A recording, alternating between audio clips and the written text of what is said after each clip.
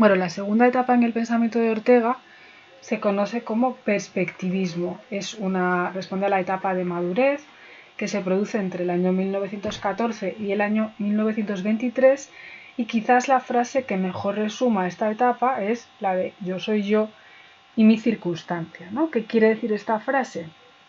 Pues que no se puede conocer el mundo sin tener en cuenta las circunstancias en las que cada uno vive. El yo y el mundo son inseparables, lo cual, si os fijáis, se parece bastante a la tesis de la etapa anterior, de que no hay conciencia sin objeto y no hay mundo o objeto sin un sujeto que lo piense, ¿no? En este caso Ortega lo plantea de otra manera, pero el núcleo sigue siendo el mismo. El yo y el mundo son inseparables. Entonces va a ser muy importante entender por qué somos un punto de vista situado en el mundo, ¿no? O por qué es tan importante la mirada que arrojemos cada uno de nosotros sobre el mundo. Ortega empieza diciendo que el hombre, a diferencia del resto de los animales, no tiene naturaleza, sino que tiene cultura. Es decir, el ser humano, pues probablemente por la manera en la que se produjo el proceso de hominización y de humanización, digamos que renuncia a su naturaleza y la transforma en cultura, la transforma en historia. Eso no quiere decir que seamos más o menos libres, o es discutible si somos más o menos libres que el resto de los animales, pero sí que es cierto que no tenemos una esencia prefijada, sino que la cultura ha pasado a ser nuestra esencia. Nosotros podemos modificar incluso los requerimientos o podemos negar los requerimientos de nuestra propia naturaleza, y podemos poner un montón de ejemplos, ¿no? Desde cómo pues los instintos sexuales son modificados por la cultura, cómo pues algo tan primario como comer pues se convierte en un determinado contexto cultural en la gastronomía, o cómo las distintas formas de religiosidad también pueden influir, ¿no? Sobre qué alimentos son lícitos o qué momentos son propicios para comer, y bueno, y así podríamos seguir poniendo un montón de ejemplos, ¿no? Nuestra cultura modifica nuestra naturaleza. No somos seres naturales, sino que somos sujetos culturales. Nuestra cultura es esa segunda naturaleza, es esa máscara que nos colocamos y que encubre o casi suprime la naturaleza de la que venimos, ¿no? Bien, este es el motivo por el que es tan importante entender qué es la cultura o cuál es la circunstancia histórica que va a determinar nuestra posición concreta sobre el mundo. Dice Ortega, la perspectiva es el orden que que la realidad toma para el que la contempla. Si varía el lugar que el contemplador ocupa, varía también la perspectiva, de la misma manera que si alguien pasase a ocupar la posición concreta que estoy ocupando yo ahora mismo en el mundo, probablemente el punto de vista que yo considero mío e intransferible, pues pasaría a ser el punto de vista de ese otro individuo, ¿no? No somos sino una posición concreta arrojando una mirada sobre el mundo. Los distintos puntos de vista son infinitos, por eso nadie tiene toda la verdad, ¿no? La verdad solamente puede surgir si se unen todas y cada una de las perspectivas individuales, lo cual es un proyecto pues inacabable, ¿no? Infinito. Esto nos lleva al problema de la verdad, ¿no? ¿Existe la verdad? A esta pregunta se puede responder pues desde un montón de enfoques, pero hay dos que por polarizados son los más interesantes. Por un lado estaría el dogmatismo, las posturas dogmáticas, que asumen que la verdad es una y es incuestionable, y en el otro extremo estarían las posturas escépticas, que consideran que la verdad no existe, ¿no? Todo responde exclusivamente a un punto de vista subjetivo, y por lo tanto hablar de la verdad pues es absurdo, ¿no? Todo es una creación del propio sujeto.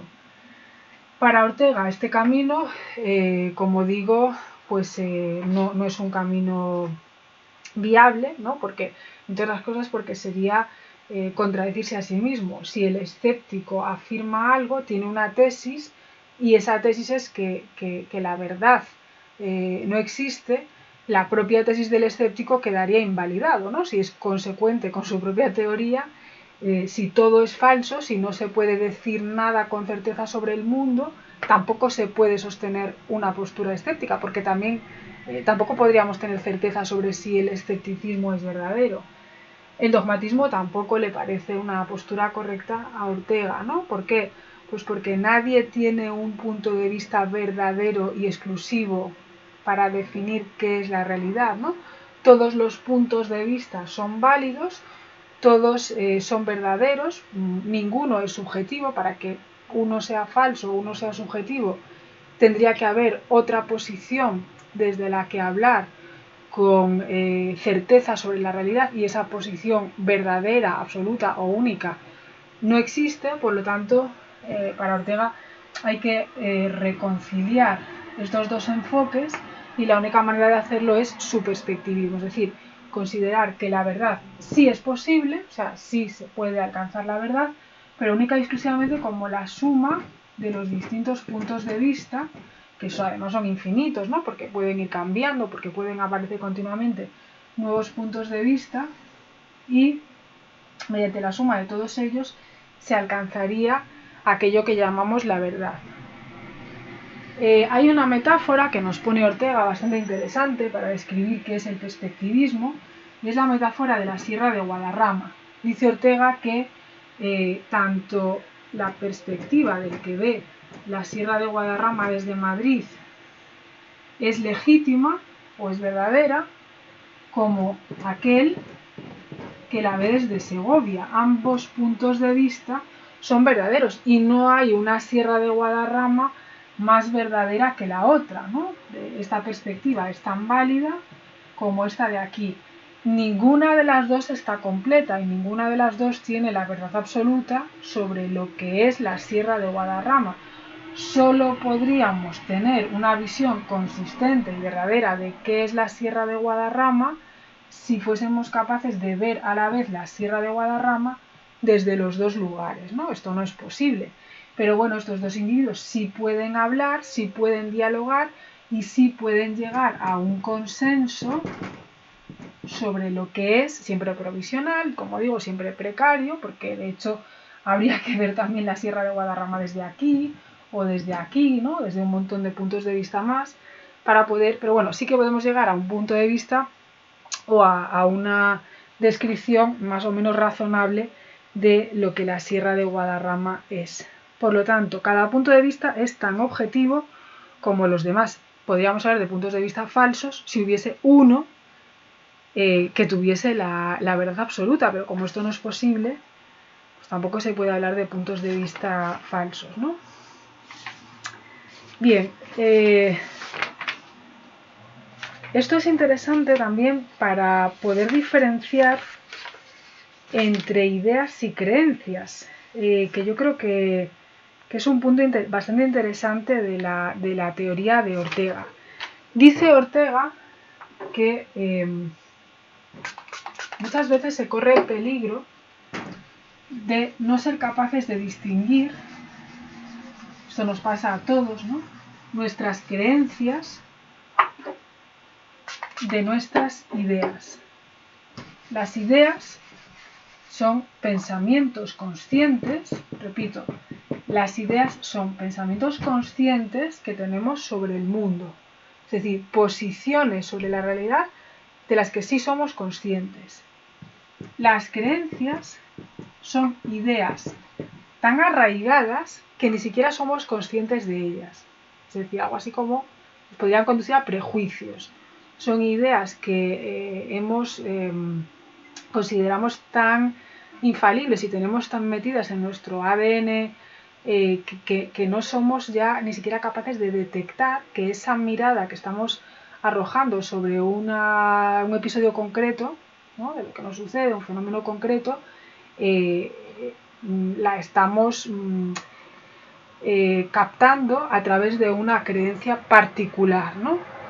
Por lo tanto, tendemos a muchas veces a considerar nuestra perspectiva como la única, como la verdadera, como la mejor, y no somos conscientes de que solo es una perspectiva más entre muchas otras. Para Ortega hay que hacer un ejercicio casi de limpieza, ¿no?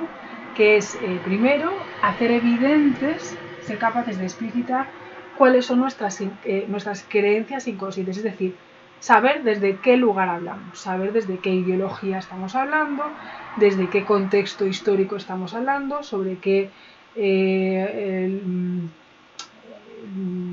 familia estamos hablando, desde qué clase social estamos hablando, es decir, cada uno de nosotros es un punto de vista, como hemos dicho antes, situado sobre el mundo y ninguno de nosotros puede enarbolar la bandera de la neutralidad. Por lo tanto, hay que desconfiar de aquellos que hablan de objetividad o de neutralidad, porque probablemente sus discursos sean los más deshonestos de todos. Lo que le pasa a estos individuos es que también tienen una postura situada, tienen una perspectiva, arrojan una perspectiva sobre la realidad.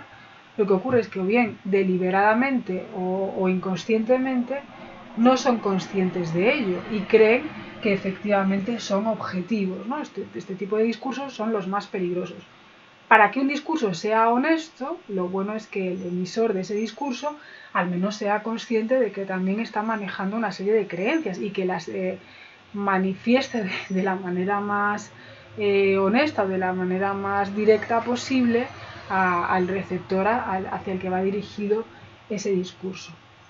¿Vale? Esto se puede relacionar también con otra de las metáforas también muy famosas de Ortega, que es la de el hombre provinciano, o el espíritu provinciano, mejor dicho,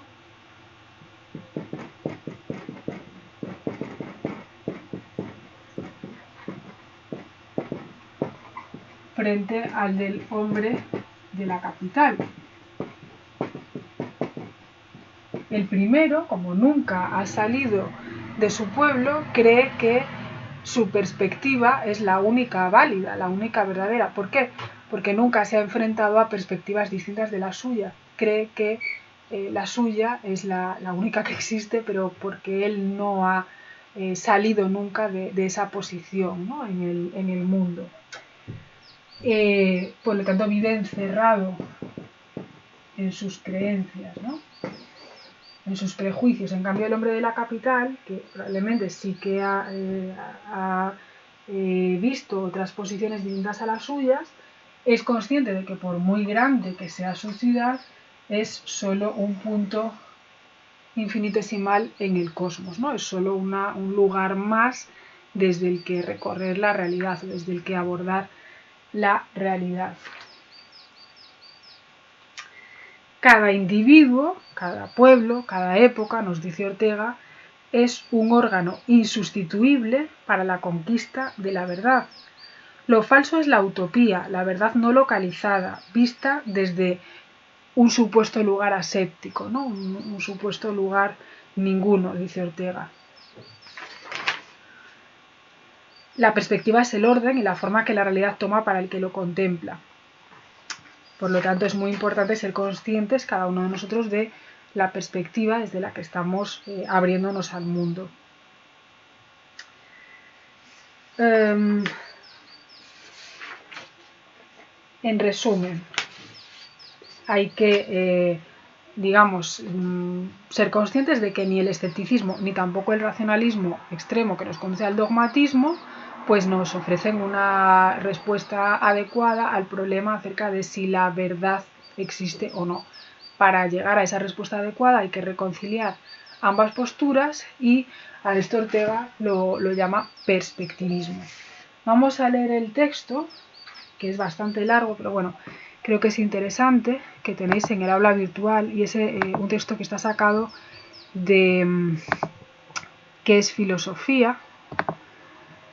¿Vale? Lo tenéis aquí, perdón, este es. Y fijaos, bueno, nos sirve un poco para recapitular todo lo que hemos hablado hasta ahora y avanzar un poquito más.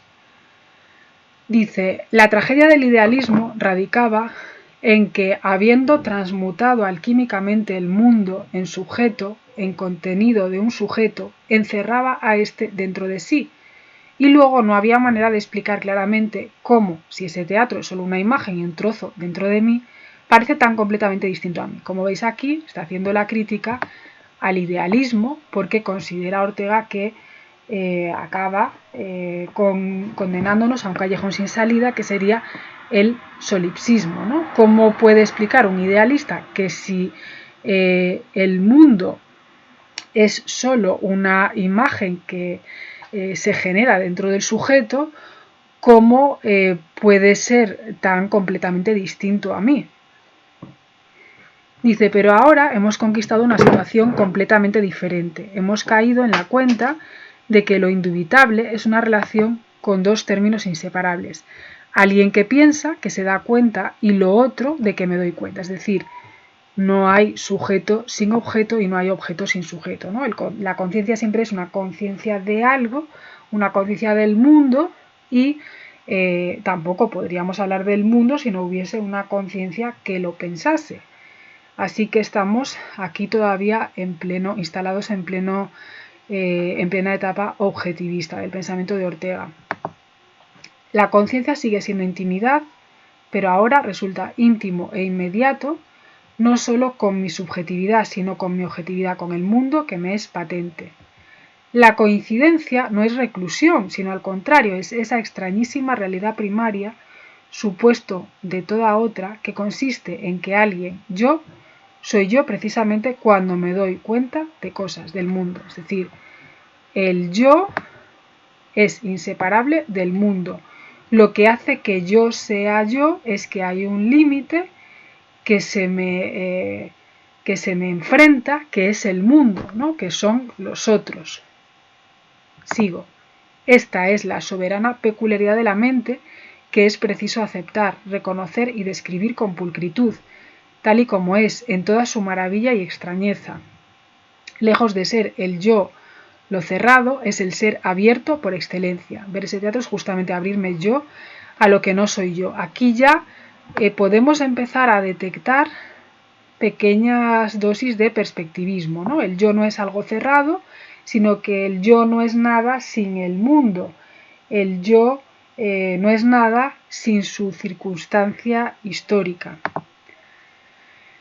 Esta nueva situación ya no es paradójica, coincide con la actitud nativa de la mente, la conserva y reconoce su buen sentido, pero también salva de la tesis realista, que sirve de base a la filosofía antigua, lo esencial de ella, que el mundo exterior no es ilusión, no es alucinación, no es mundo subjetivo. Es decir, en este párrafo, Ortega está rescatando lo que tenía de válido el realismo, ¿no? Que sí que hay un mundo exterior, que no es una alucinación, ¿no? Del sujeto, que no es una mera creación del sujeto, sino que sí que hay un, Kant hablaría, ¿no? De un noúmeno que genera efectos en la conciencia. Y todo esto lo logra la nueva posición insistiendo y depurando la tesis idealista, cuya decisiva afirmación consiste en advertir que solo existe indubitablemente lo que a mí me parece existir. De nuevo, pues como veis, le da caña al idealismo. Ven ustedes cómo las ideas hijas, las verdades noveles llevan en el vientre a sus madres, a las verdades viejas, a las fecundas y verdades viejas. Está todo el rato hablando de la necesidad de síntesis, ¿no? De reconciliar las posturas anteriores, en este caso el idealismo y el realismo. Repitamos, toda superación es conservación, ¿no? Lo que acabo de decir. Aquí, mira, casi nos recordaría un poquito al esquema dialéctico de tesis, antítesis, síntesis, ¿no? La síntesis lleva dentro de sí, conserva dentro de sí la oposición entre la tesis y la antítesis. No es verdad que radicalmente exista solo la conciencia, el pensar, el yo. La verdad es que existo yo con mi mundo. Aquí ya nos metemos en el perspectivismo, ¿no? Yo soy yo y mi circunstancia. En verlo, imaginarlo, pensarlo, amarlo, odiarlo, estar triste o alegre en él y por él, moverme en él, transformarlo y sufrirlo. Hay también pequeñas dosis de existencialismo. El sujeto está arrojado a la existencia. El sujeto es un proyecto, un quehacer, ¿no? Nada de esto podría serlo yo si el mundo no coexistiese conmigo, ante mí, en mi derredor, apretándome, manifestándose, entusiasmándome, acongojándome. ¿Pero qué es esto? ¿Con qué hemos topado indeliberadamente? Eso, ese hecho radical de alguien que ve y ama y odia y quiere un mundo y en él se mueve y por él sufre y en él se esfuerza, es lo que desde siempre se llama, en el más humilde y universal vocabulario, mi vida. ¿Qué es esto? Es sencillamente que la realidad primordial, el hecho de todos los hechos, el dato para el universo, lo que me es dado, mi vida, no mi yo solo, no mi conciencia hermética, es decir, el yo no está encerrado dentro de sí mismo, sino que el yo siempre se genera por su relación con el entorno. Estas cosas son ya interpretaciones, la interpretación idealista. Me es dada mi vida, y mi vida es ante todo un hallarme yo en el mundo, y no así vagamente, sino en este mundo, ¿no? En esta circunstancia concreta que a mí me ha tocado vivir. Yo soy una posición, una perspectiva sobre el mundo, en el de ahora y no así vagamente en este teatro, sino en este instante. No tenemos naturaleza, sino que tenemos historia. Haciendo lo que estoy haciendo en él, en este pedazo teatral de mi mundo vital, estoy filosofando. Dice Ortega, se acabaron las abstracciones. Está entrando ya un poco en el planteamiento raciovitalista que vamos a ver a continuación. Al buscar el hecho indubitable, no me encuentro con la cosa genérica pensamiento, sino con esto, ya que pienso en el hecho radical, yo que ahora filosofo. He aquí cómo la filosofía lo primero que encuentra es el hecho de alguien que filosofa, que quiere pensar el universo y para ello busca algo indubitable. Es decir, el pensamiento se encuentra ya inmerso en la vida, ¿no? No hay pensamiento sin un sujeto que para pensar esté viviendo antes, esté instalado en una circunstancia particular, ¿no? Pero encuentra, nótenlo bien, no una teoría filosófica, sino el filósofo filosofando, es decir, viviendo ahora la actividad de filosofar, como luego ese mismo filósofo podrá encontrarse vagando melancólico por la calle, bailando en un dancing o sufriendo un cólico, o amando la belleza transeúnte. Aquí ya, bueno, luego lo veremos en qué consiste el raciovitalismo, pero Ortega pues está hablando ya desde esta etapa. Es decir, encuentra el filosofar, el teorizar como acto y hecho vital, como un detalle de su vida y en su vida enorme, alegre y triste, esperanzada y pavorosa. Lo primero, pues, que ha de hacer la filosofía es definir ese dato, definir lo que es mi vida, nuestra vida, la de cada cual. Vivir es el modo de ser radical. Toda otra cosa y modo de ser lo encuentro en mi vida, dentro de ella, como detalle de ella y referido a ella.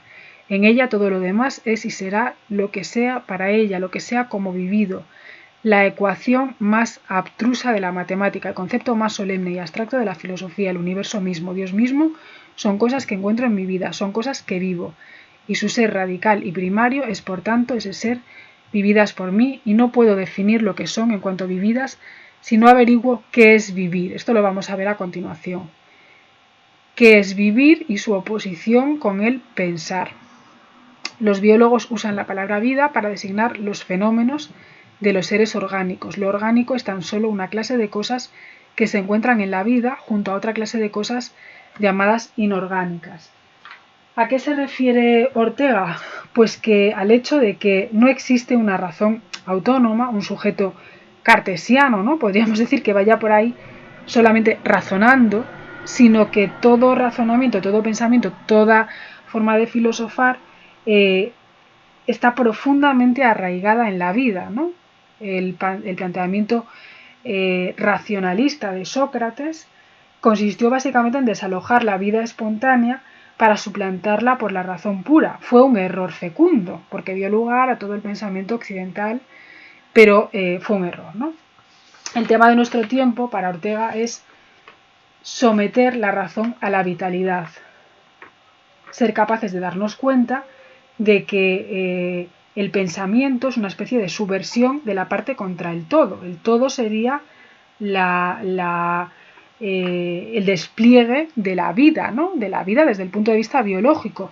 Y hay que darse cuenta de que en la razón, el razonamiento solamente es una forma, un despliegue del organismo más, consecuencia de un momento en la etapa evolutiva del ser humano, pero no es el todo, no es lo que nos define de una manera absoluta.